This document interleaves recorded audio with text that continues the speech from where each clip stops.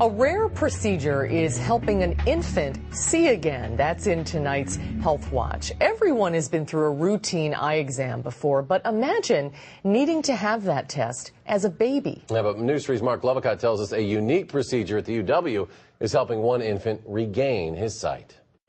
One of the first things parents do when their children are born is count fingers and toes. But how often do they look at the eyes? After he was born, as he would look at us, I would see one of his eyes turn inward.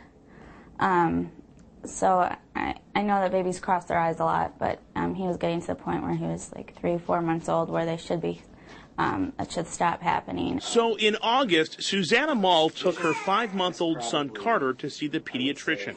A month and a half later, Carter's eyes turned white. Cataracts, my first thought was, you know, an elderly person, an old dog. Yeah, I've seen a lot of dogs that have them. I mean, it's true. You see, like, the white eye, the pupil. I was amazed. I didn't know that children could actually get them. Cataracts are very much like cataracts in older adults. They tend to develop more rapidly, and sometimes the children are actually born with them, complete cataracts. So a cataract is when the lens is opaque instead of clear. Dr. Michael Struck of the UW Ophthalmology Department performed surgery on Carter back in October.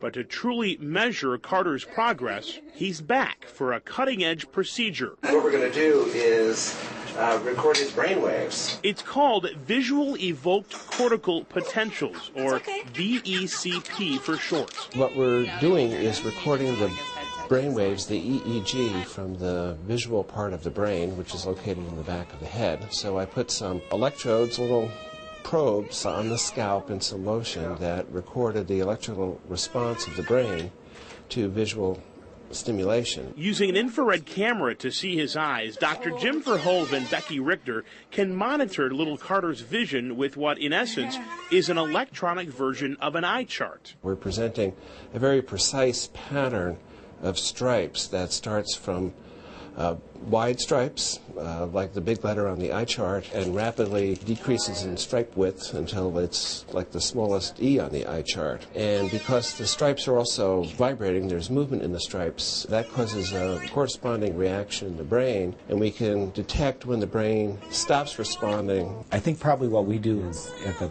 pinnacle of what's being done in the country.